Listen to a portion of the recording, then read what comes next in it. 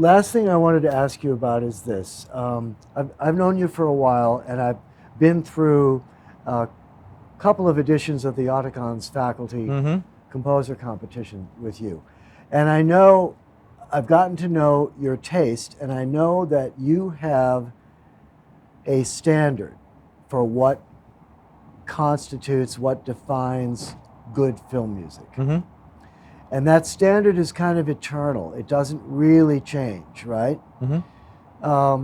Is anybody out there today, off the top of your head, meeting that standard? Oh yeah, there is a lot of talent out there.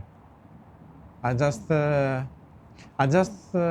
get somewhat disappointed by how technology has affected the creative process.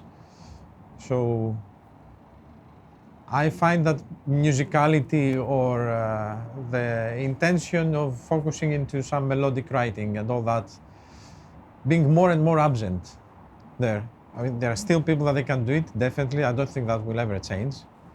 But they're just becoming less and less in numbers. Yeah. Really. Melody is an issue, isn't it? Chris Young is going to be with us next week. He feels as strongly about that as you do.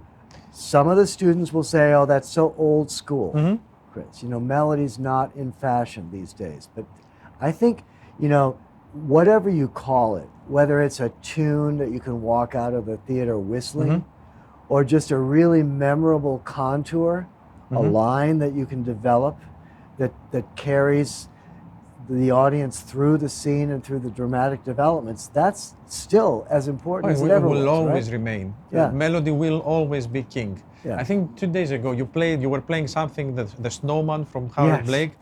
I've never listened to it before. I had to run from the other room just to see what is that thing playing. Right. And that is a tune from 1982. Right.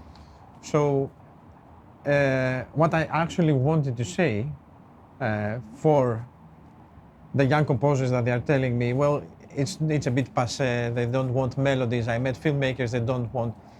What I understand, and they have to understand too, is that yes, you're a young composer, media composer, you meet young filmmakers, you are both a bit immature only on that, in the sense, not to sound critical, but in the sense of you feel, your relationship with music in audiovisual content you create is not that mature yet to understand the value of melody, and you've been overexposed for a long time to non-melodic content. Right. Sooner or later, they all realize, and that's my message here, because from my experience with the directors that I talk, 9 out of 10 times they say, of course we love melody. We didn't know it 10 years ago because we're afraid the music will be too intrusive. Right. We preferred maybe a bit more sound design. Right. And usually, yes, it does depend in their own film language. Sometimes they prefer sound design, a couple of tunes, that's it.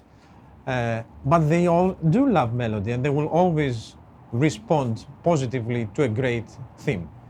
So that will never die. And instead of composers and filmmakers realizing, okay, we need some melody music appreciation lessons in order to start asking for good tunes and good themes, I'm just telling them the message that start now. I mean, you have to be able to, you have to be capable today to write a good theme for the filmmakers 10 years down the road that they'll be mature enough. Yes, because one day you'll be asked for it. You'll be I asked like for that. it. Let's close with that. An appreciation for melody is an evolution of taste. It's a maturing of taste. And I think you're right. Thank you very much. George. Thank you very much.